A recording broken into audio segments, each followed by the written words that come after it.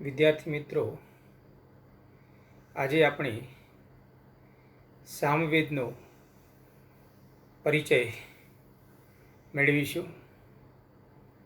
વૈદિક સાહિત્યના ઇતિહાસની અંદર સામવેદ તમારા અભ્યાસક્રમમાં છે. તો સૌપ્રથમ આપણે સામ શબ્દનો અર્થ એ વિશે હું તમારી સમક્ષ વાત રજૂ કરીશ. સામાન્ય રીતે સામ એટલે સુંદર, સુખદ વાક્ય, સમજૂતી આપનારું વાક્ય એવું સમજાય છે. વળી સંગીતને પણ સુખકર, આનંદદાયક માનવામાં, અનુભવવામાં આવે છે. આથી સામ શબ્દનો અર્થ સંગીત અથવા ગાન પણ થાય છે. મિત્રો, બૃહદારણ્યક ઉપનિષદમાં સામ શબ્દનું નિર્વચન કરતા જણાવ્યું છે કે સા ચ અમહ ચેતી, સા ચ અમહ ચેતી તત્સામ્નઃ સામત્વમ, સા નામ રૂપ તયા સહ સંબંધ અમો નામ, સ્વર ષડજર્ષ માદિતાન રૂપો યત્ર વર્તતે તત્સામ ઇતિ. અર્થાત સામ શબ્દમાંનો સા એટલે તે રૂખ અને અમ એટલે ષડજ, ઋષભ વગેરે તાન રૂપ સ્વર. તો મિત્રો, આ બે રૂક અને સ્વર જેમાં એકત્ર થાય તેને સામ કહે છે. આ સામનું સામત્વ છે. મિત્રો, એ જ પ્રમાણે સો ધાતુ અંતઃકર્મણી, આ અંતઃકર્મણી ધાતુને મનિન પ્રત્યય લગાડવાથી સામન શબ્દ બન્યો છે. આમ સામન એટલે જે પાપનો, દુરિતનો નાશ કરનાર છે તે. મિત્રો, વળી તૈત્તિરીય બ્રાહ્મણમાં એવું લખ્યું છે કે સામના દેવાહ સોમમ અનયત તત સામનઃ સામત્વમ, એટલે સામ વડે દેવો સોમને લઈ આવ્યા હતા. સોમ એટલે શું? સોમલતા. તો સામ વડે દેવો સોમલતાને લઈ આવ્યા હતા. તે સામન એટલે મંત્રનું સામત્વ છે. એટલે મિત્રો, ટૂંકમાં આપણે એવું કહી શકીએ કે સામવેદમાં જે સામન મંત્રો આવેલા છે તે સુખદ છે, સંગીતાત્મક ગાવા માટેના મંત્રો છે, સોમનું આહ્વાન કરવા માટે વાપરવાના છે અને તે સ્તોતાના પાપોનો નાશ કરનારા પણ છે. તો મિત્રો, આ થયો સામવેદ શબ્દનો અર્થ. હવે મિત્રો, આપણે આગળ જોઈશું સામવેદનું સંગ્રથન. તો મિત્રો, સામવેદ મુખ્યત્વે બે ભાગમાં વહેંચાયેલા છે. એક છે પૂર્વાર્ચિક અને બીજું છે ઉત્તરાર્ચિક.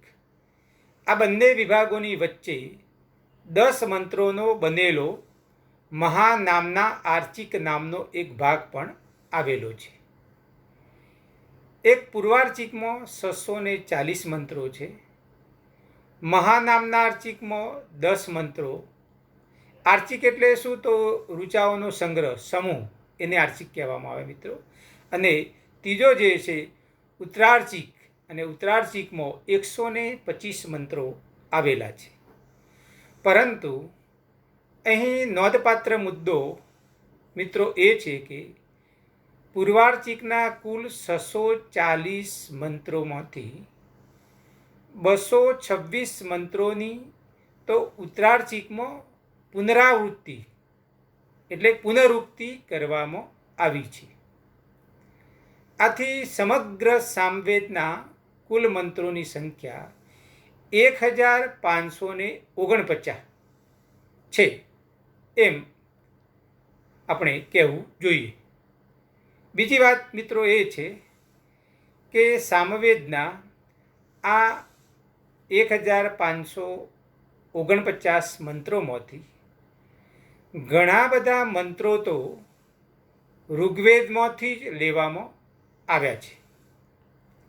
સામવેદમાં 75 જેટલી ઋચાઓની નવી રચવામાં આવી હોય એમ જણાય છે. અને તે સિવાયની બધી જ 1474 ઋચાઓ ઋગ્વેદમાંથી જ લેવામાં આવી છે. એટલે મિત્રો આપણે જાણીએ છીએ કે ઋગ્વેદમાં તો કુલ 10,552 ઋચાઓ એટલે કે મંત્રો આવેલા છે. ઋચાઓ શબ્દ બોલીએ તો ઋચાઓ આવેલી છે. આથી સામવેદમાં સ્વીકારવામાં આવેલી આ 1474 ઋચાઓ ઋગ્વેદના કયા ભાગમાંથી લીધી હશે? પ્રશ્નાર્થ છે. એવી જિજ્ઞાસા થવી સ્વાભાવિક છે. તો મિત્રો એવું જણાય છે કે ઋગ્વેદના વિશેષ રૂપે 8મા અને 9મા મંડળમાંથી આ 1474 ઋચાઓ લેવામાં આવી છે. સામવેદની આ 1549 ઋચાઓમાં મોટે ભાગે ગાયત્રી અને પ્રઘાત છંદોનો પ્રયોગ કરવામાં આવ્યો છે. પ્રઘાત છંદ તે ગાયત્રી અને જગતીનું સંમિશ્રણ છે. તો મિત્રો ગાયત્રી અને જગતીનું જે સંમિશ્રણ છે એને પ્રઘાત છંદ કહેવામાં આવે છે. સામવેદના પૂર્વાર્ચિક, મહાનામ્યાર્ચિક અને ઉત્તરાર્ચિક વિભાગોમાં આવેલા પેટા વિભાગોનો પણ આપણે પરિચય કેળવીએ. તો એક પૂર્વાર્ચિકમાં 4 કાંડ અને 6 અધ્યાય પ્રપાઠકમાં પુનઃ વિભક્ત કરવામાં આવ્યો છે.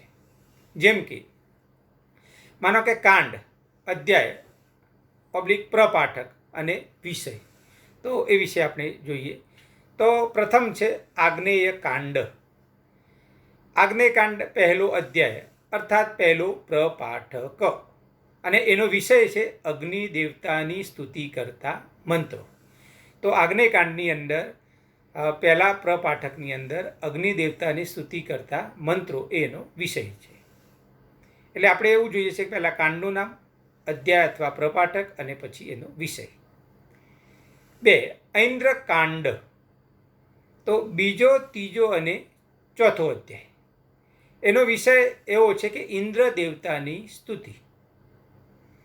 ત્રીજો છે પાવમાન કાંડ. એમાં છે 5મો અધ્યાય. પવમાન સોમદેવતાની સ્તુતિ કરતા મંત્રો.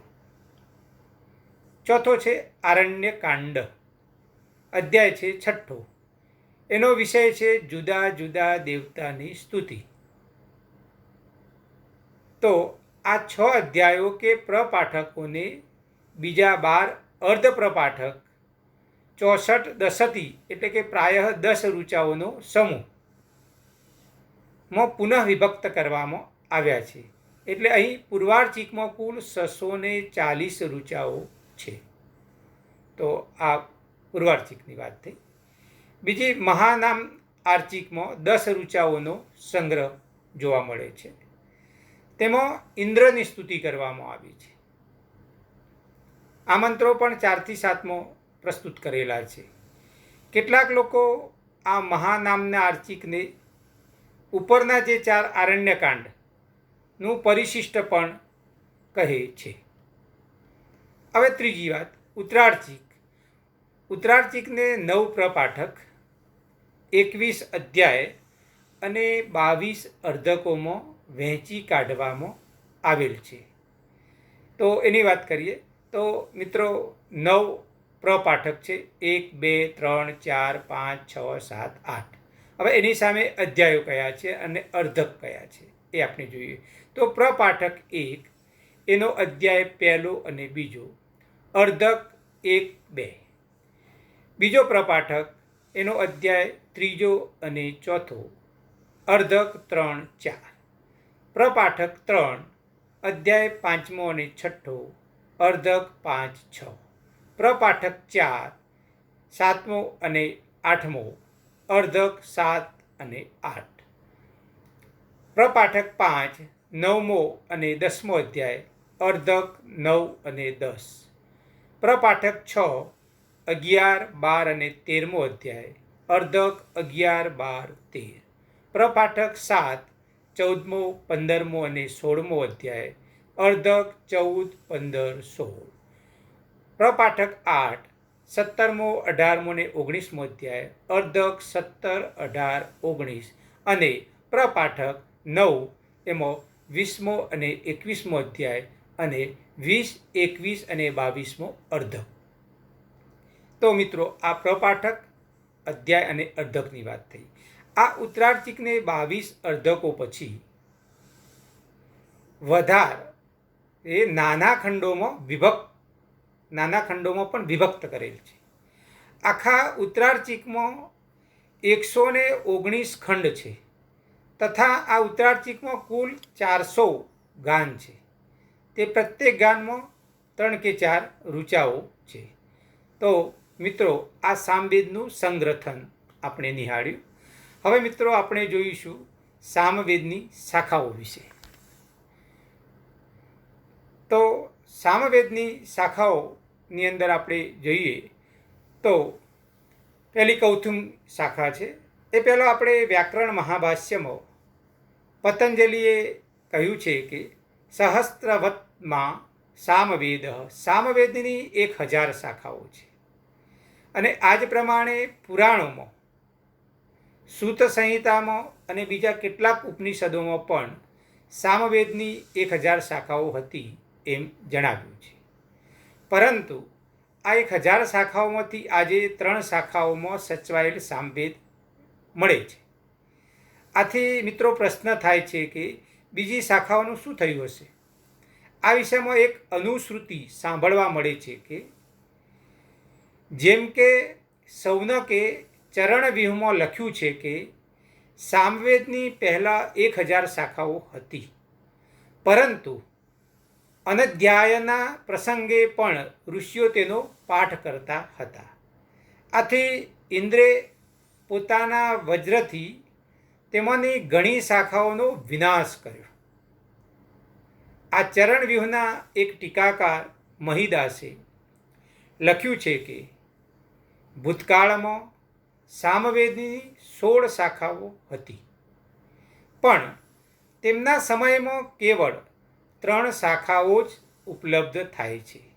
આજે આપણી પાસે પણ આ જ 3 શાખાઓ સચવાઈ છે, જેમ કે કૌથુમી શાખા, જૈમિનીય શાખા અને રાણાયનીય શાખા. કૌથુમી શાખાના સામવેદનો પ્રચાર આપણા ગુજરાત કાઠિયાવાડમાં થયો છે. જૈમિનીય શાખાના સામવેદનો કર્ણાટક રાજ્યમાં ફેલાવો થયો છે તથા રાણાયણીય શાખાના સામવેદનો પ્રચાર મહારાષ્ટ્ર તથા ક્યાંક દ્રવિડ રાજ્યોમાં થયેલો જોવા મળે છે. તો આ શાખાનો પ્રચાર ક્યાં થયેલો છે, કયા સ્ટેટમાં થયેલો છે, એની વાત છે. હવે મિત્રો, કૌથુમી શાખા, તો કૌથુમી શાખાની અંદર શું આવે છે એ વિશે આપણે હવે વાત કરીએ. સામવેદની પૂર્વોક્ત આપણે 3 શાખાઓમાંથી સૌથી વધારે પ્રચાર પામેલી શાખા તે કૌથુમી શાખા છે. આ સૌથી વધુમાં વધુ પ્રચાર પ્રસાર પામેલી શાખા છે. આમ તો આ શાખાનો ગુજરાત તરફ વધારે ફેલાવો થયો છે, તથાપિ કર્ણાટકના સાયણાચાર્યે આ જ શાખાની સામવેદ સંહિતા ઉપર ભાષ્ય રચ્યું છે. આ કૌથુમી શાખાની સામવેદ સંહિતાના 2 વિભાગ છે. એક છે પૂર્વાર્ચિક અને બીજો છે ઉત્તરાર્ચિક. પૂર્વાર્ચિકમાં ગેય અને આરણ્યકમાં ગાન છે. આ મિત્રો ખાસ યાદ રાખજો, પૂર્વાર્ચિકમાં ગેય અને આરણ્યકમાં ગાન છે તથા ઉત્તરાર્ચિકમાં ઉહ અને ઉહ્ય ગાન છે. આ પૂર્વાર્ચિકમાં પહેલા પ્રપાઠક રૂપ પહેલા આજ્ઞેય કાંડમાં અગ્નિ દેવતાની સ્તુતિ કરવામાં આવી છે, જે આપણે અગાઉ પણ વાત કરી. બીજા, ત્રીજા અને ચોથા પ્રપાઠકના બનેલા બીજા ઐન્દ્રકાંડમાં ઇન્દ્રની સ્તુતિ કરવામાં આવી છે. પાંચમા પ્રપાઠકના બનેલા ત્રીજા પાવમાન કાંડમાં પવમાન સોમની સ્તુતિ કરવામાં આવી છે, તથા છેલ્લા આરણ્યકાંડમાં જુદા જુદા દેવતાઓની સ્તુતિ કરવામાં આવી છે. ઉત્તરાર્ચિકનું વિભાગીકરણ આપણે અગાઉ પણ વર્ણવ્યું છે. હવે મિત્રો, વર્ણ વિષયની દ્રષ્ટિએ આપણે જોઈએ તો ઉત્તરાર્ચિક 7 વિભાગમાં વહેંચી શકાય છે, જેમ કે દશરાત્ર, સંવત્સર, એકાહ, અહિન, સમ, પ્રાયશ્ચિત અને ક્ષુદ્ર. 7 થઈ ગયા.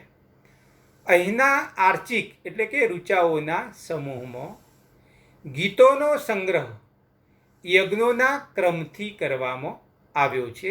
એવું કહેવાય છે કે પૂર્વાર્ચિક દ્વારા ઉદ્ગાતા શિષ્યને સંગીતની શિક્ષા અપાતી હતી, અને એકવાર સંગીતમાં નિષ્ણાત થઈ જાય ત્યાર પછી ઉદ્ગાતા ઉત્તરાર્ચિક દ્વારા મંત્રોનો યજ્ઞમાં વિનિયોગ કરવામાં આવતો હતો.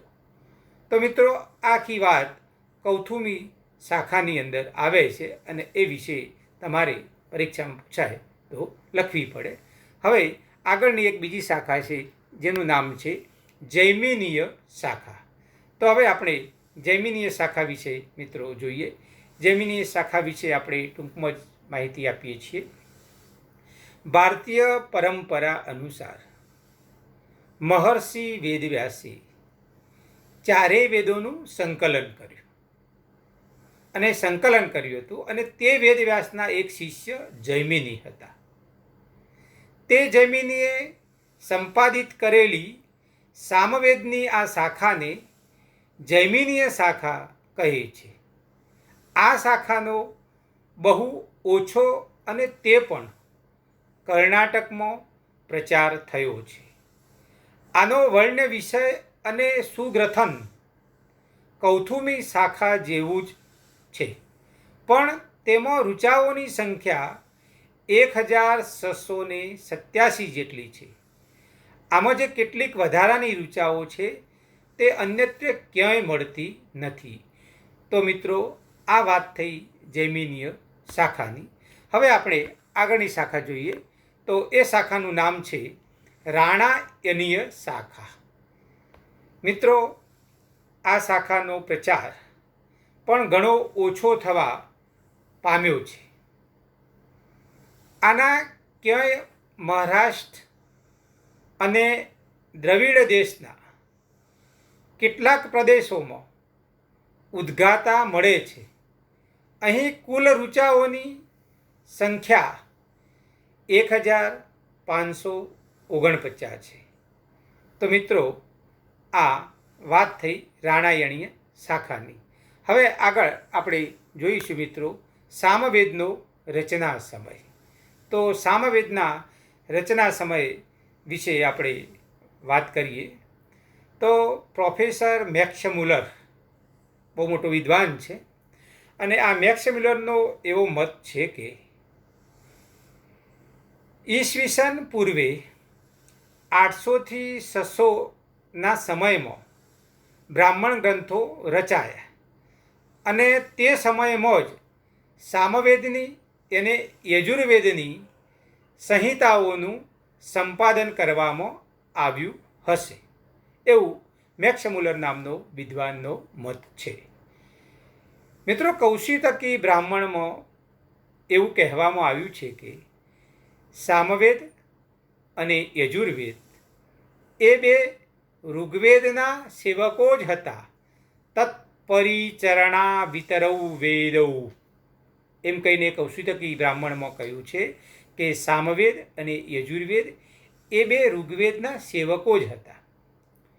બીજી તરફ પ્રોફેસર વેબર એ એવું કહે છે કે ઋગ્વેદની સરખામણીમાં સામવેદના મંત્રોનો પાઠ, ખાસ કરીને અમુક રૂપો, વધુ આર્ષ, વધુ પ્રાચીન જણાય છે. જોકે આ મત સ્વીકાર્ય બન્યો નથી. અને ત્રીજી તરફ પ્રોફેસર મેકડોનલ્ડ નામનો વિદ્વાન પોતે એવું જણાવે છે કે શુક્લ યજુર્વેદના શતપથ બ્રાહ્મણનો બીજો ભાગ રચાયો તે પ્રાચીન સમયમાં પણ સામવેદના પહેલા વિભાગ એટલે કે પૂર્વાર્ચિકના પેટા વિભાગો અસ્તિત્વ ધરાવતા હતા. વળી એક મંત્રોના સંગ્રહ તરીકે આપણે જોઈએ તો સામવેદ એ યજુર્વેદની તૈત્તિર્ય અને વાજસની શાખા કરતો વધારે પ્રાચીન છે. તો આ મેકડોનલ્ડ નામનો વિદ્વાન આ વાત કરે છે. પરંતુ આપણે સૂક્ષ્મેશિકાથી વિચારીએ તો જણાય છે કે યુરોપીય વિદ્વાનો ધારે છે એમ ત્રણેય સંહિતાઓ એટલે ઋગ્વેદ, યજુર્વેદ અને સામવેદ જુદી જુદી તૈયાર કરવામાં આવી નહીં હોય. કારણ કે આ ત્રણેય સંહિતાઓમાંનો જે મંત્રો એક સરખા છે તે બધામાં અત્યારે તો જૂજ પાઠભેદ છે. પણ મિત્રો, જો તે જુદા જુદા સમયે તૈયાર કરવામાં આવી હોત તો તેમાં ઘણા વધારે પાઠભેદ થયા હોત. અલબત્ત ભારતીય આસ્થા મુજબ તો ચારેય વેદ ઈશ્વરના નિશ્વસિત રૂપે એકી સાથે જ પ્રગટ થયા છે. તેમાં કોઈ પૌર્યાપર્યનો ક્રમ વિચારવો અનુચિત છે. સ્વયં ઋગ્વેદમાં જ એવો ઉલ્લેખ છે કે ઋગ્વેદની સાથે સાથે જે યજુર્વેદ અને સામવેદ ઉત્પન્ન થયા છે, જેમ કે તસ્માત જ્ઞાત સર્વહૃત રુચ સામાની જગ્નિરે સંદાસી જગ્નિરે તસ્માત યજુઃ તસ્માત જાયત, આવું 10મા મંડળના 90મા સૂક્તમાં 9મો મંત્ર છે. અને એ એવું કહેવા માગે છે કે જેમાં બધાનો હોમ કરવામાં આવ્યો છે તેવા યજ્ઞમાંથી ઋચાઓ ઋગ્વેદ, સામન સામવેદ, સંદસ અથર્વવેદ અને યજુર્વેદ ઉત્પન્ન થયા છે. અને વળી યો જાગાર તમ રુચ કામયંતે યો જાગાર તમુ સામાની જગ્નિરે, એ પણ ઋગ્વેદ સંહિતાના 5મા મંડળના 44મા સૂક્તનો 14મો મંત્ર છે. અને એ એવું કહે છે કે જે જાગે છે તેની કામના રુચા કરે છે, અને જે જાગે છે તેની પાછે સામન જાય છે. તો મિત્રો, આ વાત થઈ આખી સામવેદના રચના સમયની. અને હવે આપણે આગળ જોઈએ તો સામવેદનું મહત્ત્વ, તો સામવેદના મહત્ત્વ વિશે આપણે ચર્ચા કરીએ. મિત્રો, એવું કહેવાય છે કે ચારે વેદમાં 4 પ્રકારના વિષય વસ્તુનું પ્રતિપાદન કરવામાં આવ્યું છે. જેમ કે જ્ઞાન, કર્મ, ઉપાસના અને વિજ્ઞાન. 4 પ્રકારનું વિષય વસ્તુ છે. મિત્રો યાદ રાખજો, ફરીથી બોલું છું: જ્ઞાન, કર્મ, ઉપાસના અને વિજ્ઞાન. ઋગ્વેદમાં મુખ્યત્વે જ્ઞાન, યજુર્વેદમાં કર્મ, સામવેદમાં ઉપાસના અને અથર્વવેદમાં વિજ્ઞાનનું નિરૂપણ કરવામાં આવ્યું છે. તો મિત્રો, ક્યારેક પ્રશ્ન પણ પરીક્ષાની અંદર હેતુલક્ષી રૂપે ટૂંકા પ્રશ્નની અંદર પણ ક્યારેક નેસ્લેટ જેવી પરીક્ષામાં પૂછાય તો આ પણ મિત્રો તમારે યાદ રાખવા જેવું છે. તો 4 પ્રકારના વિષય વસ્તુનું પ્રતિપાદિત છે. તો જ્ઞાન, કર્મ, ઉપાસના અને વિજ્ઞાન. ઋગ્વેદમાં જ્ઞાન, યજુર્વેદમાં કર્મ, સામવેદમાં ઉપાસના અને અથર્વવેદમાં વિજ્ઞાનનું નિરૂપણ કરવામાં આવ્યું છે. આમ સામવેદ મુખ્યત્વે પરમેશ્વરની ઉપાસનાનું પ્રતિપાદિત કરે છે. સામવેદ કોનું પ્રતિપાદન કરે છે? પરમેશ્વરની ઉપાસનાનું. તો યજ્ઞના પ્રસંગોએ મિત્રો મંત્રોનું ગાન કરવા માટે ઋગ્વેદમાંથી મંત્રો લઈને સામવેદનું સંકલન કરવામાં આવ્યું છે. યજ્ઞના પ્રસંગોએ મંત્રોનું ગાન કરવા માટે ઋગ્વેદમાંથી મંત્રો લઈને સામવેદનું સંકલન કરવામાં આવ્યું છે. યજ્ઞ ક્રિયામાં જોડાતા 4 મુખ્ય ઋત્વિજોમાંથી મંત્રોનું ગાન કરનારા ઋત્વિજને ઉદ્ગાતા કહેવામાં આવે છે. આ દ્રષ્ટિએ સામવેદ તે ઉદ્ગાતાનો વેદ છે. આવા ઉદ્ગાતા યજ્ઞ ક્રિયા દરમિયાન વિવિધ દેવતાઓને ઉદ્દેશીને સ્તુતિપરક મંત્રોનું જુદા જુદા સ્વરૂપમાં જુદા જુદા સ્વરમાં ગાન કરે છે. ભારતીય રાગ રાગિણીઓ, સંગીત, નૃત્ય અને વાદ્યનો મૂળ સ્ત્રોત ગાંધર્વ વેદ ગણાય છે. અને મિત્રો આ ગાંધર્વ વેદને સામવેદનો ઉપવેદ કહેવામાં આવે છે. ક્યારેક પરીક્ષામાં પૂછાય કે ભાઈ ગાંધર્વ વેદને સામવેદનો ઉપવેદ કહેવામાં આવે છે. તો સામવેદના ઉપવેદ કોને કહેવામાં આવે છે? તો ગાંધર્વ વેદને. મિત્રો પ્રોફેસર મેકડોનલ નામનો વિદ્વાન એવી વાત કરે છે કે ઉત્તરકાળના 3 વેદમાંથી એટલે ઉત્તરકાળના 3 વેદોમાંથી ઋગ્વેદની સાથે સામવેદનો સંબંધ સૌથી વધારે છે. ઐતિહાસિક દ્રષ્ટિએ અથવા ઐતિહાસિક દ્રષ્ટિથી જોતા એ સામવેદ બહુ જ અગત્યનો નથી, કારણ કે તે વેદના 75 સિવાય બાકી બધા મંત્રો ઋગ્વેદમાંથી જ લેવાયેલા છે. એટલે કે એ સામવેદમાં સ્વતંત્ર વસ્તુ નહિવત જ છે. ઋગ્વેદનું 8મું મંડળ અને એમાં ખાસ કરીને 9મું મંડળ કે જેમાં સોમદેવતાને લગતા સૂક્તો છે, તેમાંથી મોટે ભાગે સામવેદના મંત્રો લેવામાં આવ્યા છે. યજુર્વેદની જેમ સામવેદનો સંગ્રહ પણ યજ્ઞવિધિઓની સાથે સાથે વાપરવાને માટે તૈયાર કરવામાં આવેલો છે. એમાં જે મંત્રો છે મિત્રો તે સોમયાગની ક્રિયાઓ વખતે ગાવામાં આવે એવા ઉદ્દેશથી આપવામાં આવ્યા છે. સામવેદનો મહિમા વર્ણવતા સૌનકે બૃહદ દેવતામાં લખ્યું છે કે દેવતાઓની બધી રીતે ઉપાસના કરવી જોઈએ. સૌનકે બૃહદ દેવતામાં સામવેદનો મહિમા વર્ણવતો એવી વાત કરી મિત્રો કે દેવતાઓની બધી રીતે ઉપાસના કરવી જોઈએ. જે ઋચાઓને જાણે છે તે દેવોને જાણી શકે છે. જે ઋચાઓને જાણે છે તે દેવોને જાણી શકે છે. જે યજુષને જાણે છે તે યજ્ઞને જાણી શકે છે. તથા જે સામનને જાણે છે તે તત્વને જાણે છે. તો ઉપાસ્યા તા કૃતનસો દેવતાયા રુચોહ યો વેદસ વેદ દેવાન.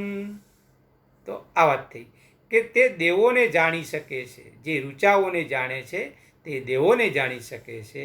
જે યજુષને જાણે છે તે યજ્ઞને જાણી શકે છે. અને જે સામનને જાણે છે તે તત્વને જાણે છે. આગળ મિત્ર છાંદોગ્ય ઉપનિષદની અંદર 1:2 એવી વાત કરી છે, રુચઃ સામ સારઃ. રુચઃ સામ સારઃ. ઋચાઓનો જે સાર તે સામવેદ છે એમ કહ્યું છે. શુક્લ યજુર્વેદના શતપથ બ્રાહ્મણમાં મિત્રો એવું કહેવામાં આવ્યું છે કે ના સામ યજ્ઞો ભવતી, સામવેદના મંત્રો વિના યજ્ઞ થઈ શકતો નથી. કોઈ પણ યજ્ઞ કરવો હોય તો એમાં સામવેદના મંત્રોનો પાઠ કરવો પડે. ના સામ યજ્ઞો ભવતી એવું ક્યાં કહ્યું? શુક્લ યજુર્વેદના શતપથ બ્રાહ્મણમાં. શ્રીમદ ભગવદ્ ગીતામાં પણ શ્રી કૃષ્ણ ભગવાને એવું કહ્યું છે કે વેદાનામ સામ વેદોસ્મી, એવું 10મા અધ્યાયના 22મા શ્લોકમાં કહ્યું છે. શ્રીમદ ભગવદ્ ગીતાના 10મા અધ્યાયના 22મા શ્લોકમાં શ્રી કૃષ્ણ ભગવાન પોતે કહે છે કે વેદાનામ સામ વેદોસ્મી, ચારેય વેદોમાંથી હું કે સામવેદ છું. અર્થાત સામવેદ તે મારી કૃષ્ણની વિભૂતિ છે. તો મિત્રો, આ રીતે સામવેદના મહત્વની વાત મેં તમારી સમક્ષ પ્રસ્તુત કરી.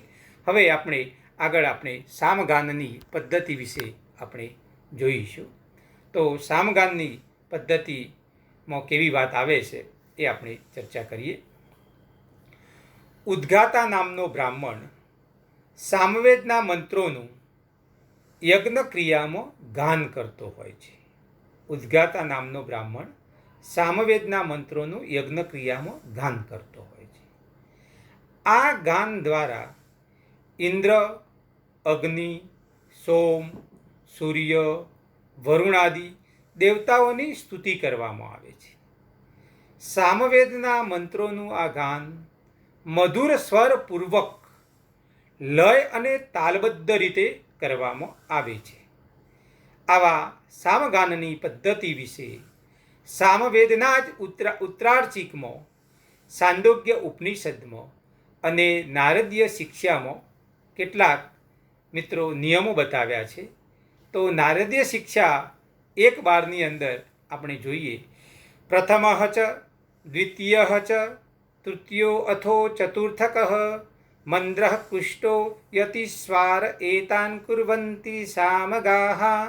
તો સામનું ગાન કરનારા પ્રથમ, દ્વિતીય,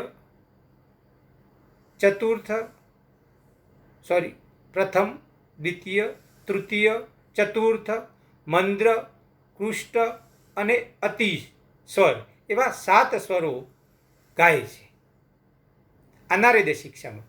ભારતીય સંગીતમાં અન્યથા એ સિવાયના 7 સ્વરો પણ બતાવેલા છે. એ વિશે પણ નારદીય શિક્ષા 2:5ની અંદર વાત કરી છે. એ મંત્ર પણ આપણે જોઈએ. ષડજઃ ચ ઋષભૈ ચૈવ ગાંધારો મધ્યમઃ તથા પંચમો દૈવતૈ ચૈવ નિષાદઃ સપ્તમઃ સ્વર. તો પહેલો કયો? ષડજ. બીજો ઋષભ. ત્રીજો ગાંધાર. ચોથો મધ્યમ. પાંચમો પંચમ. છઠ્ઠો દૈવત અને સાતમો નિષાદ. ષડજ એટલે આપણે બોલીએ ને સા રે ગ મ પદ ની, તો ષડજ એટલે સા, ઋષભ એટલે રે, ગાંધાર એટલે ગ, મધ્યમ એટલે મ, પંચમ એટલે પ, દૈવત એટલે ધ અને નિષાદ એટલે ની. એટલે શું થયું? સા રે ગ મ પદ ની.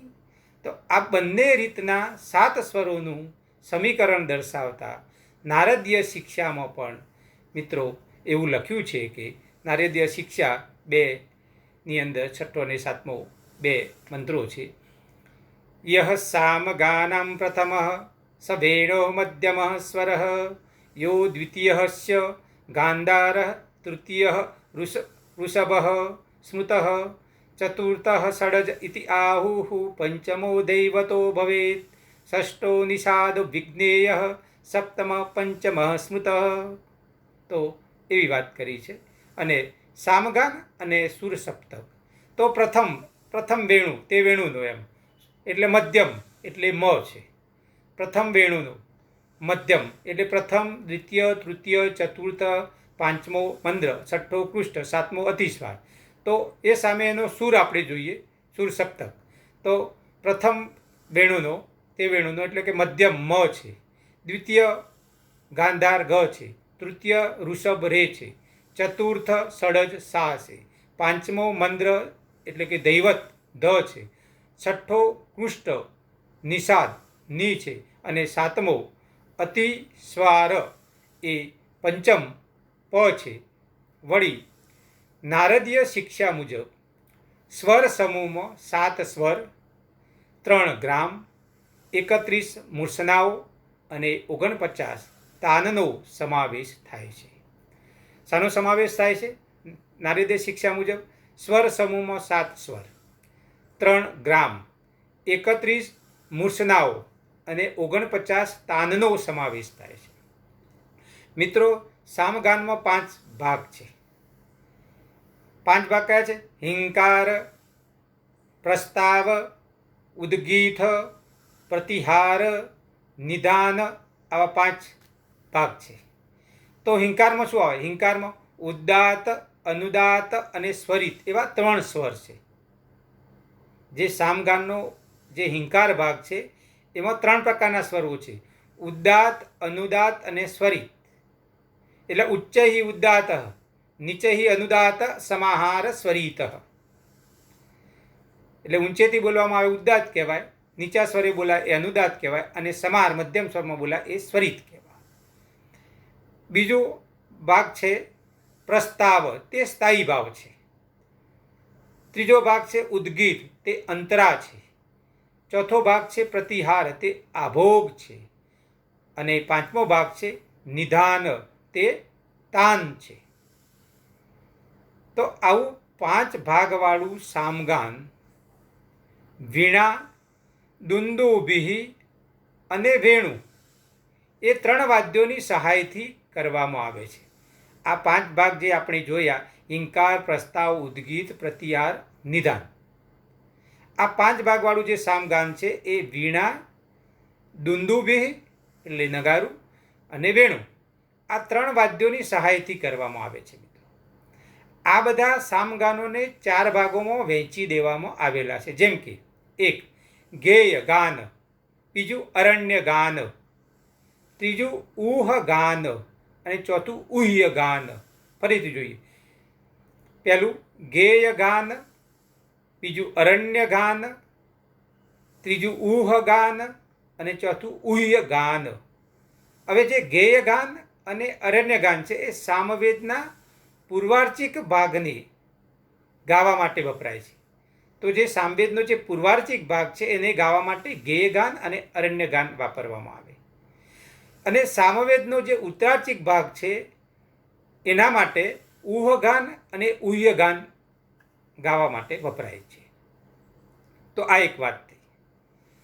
હવે સામગાન પદ્ધતિનું પણ મિત્રો આપણે એક ઉદાહરણ જોઈએ પૂર્વાર્ચિકમાં. એ ઋગ્વેદના 6ઠ્ઠા મંડળની અંદર અને 16મા સૂક્તનો 10મો છે. અગ્ન આયાહિ વિતયે ગૃણાનો હવ્યદાતયે નિહોતા સત્સી બહિર્ષિ. સામવેદમાં ઉદ્દાત અક્ષરની ઉપર એકનું નિશાન કરવામાં, એકડો. એમ સામવેદમાં ઉદ્દાત અક્ષર હોય તો એકડો, અનુદાત અક્ષર હોય તો 2 બગડો કરવામાં આવે, સ્વરિત અક્ષર ઉપર તગડો કરવામાં આવે 3. આ સંખ્યાનો આંકડો મુકાય છે. એટલે જ્યારે તમે માનો કે સામવેદ જેવો ગ્રંથ જુઓ ત્યારે તમને એવું ન થાય કે આ એકડો, બગડો અને તગડો આ શું દર્શાવે છે. તો આપણને એનો ખ્યાલ આવી જાય કે 1 છે અનુદાત છે, 2 છે, 1 છે ઉદ્દાત છે, 2 છે અનુદાત છે અને 3 છે એ સ્વરિત છે. એટલે ઉદ્દાત, અનુદાત અને સ્વરિત. એટલે ઉદ્દાત એટલે 1, અનુદાત એટલે 2 અને સ્વરિત એટલે 3. એવી આ આંકડો મંત્રો પર મૂકવામાં આવ્યો છે. ઓમ ઓગ્ન ઈ પ્રસ્તાવ, ઓમ આયાહિ વિતયે ગૃણાનો હવ્યદાતયે ઉદ્ગીત, નિહોતા સત્સી બહિર્ષિ પ્રતિહાર, નિહોતા સત્સી બહિર્ષિ ઓમ નિધાન. છાંદોગ્ય ઉપનિષદ ખંડ 13મો. મિત્રો, સામગાનની અંદર સહાયતા કરનારા 13 સ્તોમનું વર્ણન જોવા મળે છે. એ 13 સ્તોમ કયા છે એ તમારી સમક્ષ હું રજૂ કરું. હા ઉ એટલે મનુષ્ય લોક, હા ઈ વાયુલોક, અથ ચંદ્રલોક, ઈહ આત્મા, ઈ દીર્ઘ ઈ, અગ્નિ, ઉ દીર્ઘ ઉ, સૂર્ય, એ આવાહન બોધક, ઓહો ઈ વિશ્વે દેવ, હિ પ્રજાપતિ, સ્વર પ્રાણ, યા અન્ન, વાક વિરાટ અને એટલે બ્રહ્મ. તો આવા છાંદોગ્ય ઉપનિષદમાં 13 સ્તોમનું વર્ણન જોવા મળે છે. આ સ્તોમની સમજૂતી આપતા સ્તોમાનુક્રમણીમાં પણ એવું લખ્યું છે, રુચો યત અધિકમ કિંચિત નિરુક્તમ વાપી દ્રશ્યતે સ્તોમત્વમ તસ્ય મન્યન્તે ક્રમશઃ શાસ્ત્રવાચકાઃ. ઋગ્વેદની ઋચાઓમાં કોઈક અક્ષર વધારે ઉમેરીને, દાખલા તરીકે અગ્નિને બદલે ઓગ્નાઈ બોલાય કે કોઈક શબ્દ 2 વાર બોલાય તો તેને સ્તોભ માનવામાં આવે છે. તો આને સ્તોભ કહેવામાં. અને સ્તોભ સામગાનની અંદર સહાયતા કરનારા સ્તોભનું વર્ણન એવા કેટલા છે? 13 છે. તો આ અગ્નિને બદલે ઓગ્નાઈ બોલાય એટલે કોઈ શબ્દ 2 વાર બોલાય તો તેને સ્તોભ માનવામાં આવે છે. હવે મિત્રો આપણે આગળ સામવેદના મંત્રોનો પરિચય એક પ્રતીક તરીકે આપણે કરીશું અને પછી વાત આપણી પૂરી કરીશું.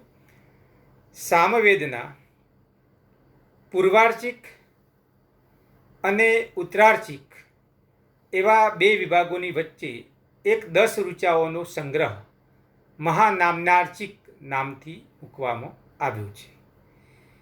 આ મંત્રોના ઋષિ પ્રજાપતિ છે અને દેવતા ત્રૈલોક્ય આત્મા ઇન્દ્ર છે. વળી આ મંત્રો સામવેદના પોતાના છે. તેમાંથી આપણે 1-2 મંત્રો આપણે જોઈશું. વિદા મદવન વિદા ગાતુમ અનુશંસિપો દિશઃ શિક્ષા સચાનામ પતે પૂર્વાણામ પુરુવસો. હે ઐશ્વર્યશાળી ઇન્દ્ર, તમે બધું જાણો છો. માર્ગને જાણવા માટે તમે દિશાઓનો ઉપદેશ કરો. માર્ગને જાણવા માટે તમે દિશાઓનો ઉપદેશ કરો. હે બધી શક્તિઓના સ્વામી અને બધી પ્રાચીન પ્રજાઓમાં નિવાસ કરનારા ઇન્દ્ર, અમને શિક્ષા જ્ઞાન આપો. ફરી જોઈએ મિત્રો. હે ઐશ્વર્યશાળી ઇન્દ્ર, તમે બધું જાણો છો. માર્ગને જાણવા માટે તમે દિશાઓનો ઉપદેશ કરો. હે બધી શક્તિઓના સ્વામી અને બધી પ્રાચીન પ્રજાઓમાં નિવાસ કરનારા ઇન્દ્ર, અમને શિક્ષા જ્ઞાન આપો. અને આપણે છેલ્લો બીજો મંત્ર આપણે જોઈએ. વિદારાય સુહવીર્ય ભવો વાજાનામ પતિવસામ અનુ મહિષ્ટ વ્રજિન્નૃજસેય સંભિષ્ટ સુગણામ. હે ઇન્દ્ર, ઐશ્વર્યની પ્રાપ્તિને માટે મને ઉત્તમ પરાક્રમથી યુક્ત કરો. તમે અન્નના સ્વામી છો અને બધાને વશ કરનારા છો. હે સૌથી વધારે પૂજ્ય વ્રજિન, તમે અમને સમર્થ બનાવો છો, કેમ કે તમે બધા શૂરવીરોમાં સૌથી વધારે બળવાળા છો. માટે ઐશ્વર્યની પ્રાપ્તિ માટે મને ઉત્તમ પરાક્રમથી યુક્ત કરો. અને મિત્રો, આ આખી સામવેદ સંદર્ભેની વાત આપણે પૂર્ણ કરી છે. આપ આનો જરૂર અભ્યાસ કરજો, ધ્યાનથી આ વિડીયો સાંભળજો. પરીક્ષા માટે જનરલ પ્રશ્ન પણ પરીક્ષાની અંદર પૂછાતો હોય છે, એ માટે પણ તમારે ઉપયોગી બનશે. તો મિત્રો, અધ્યયનની શુભેચ્છા સહ ધન્યવાદ. અસ્તુ. જય હિન્દ, જય ભારત.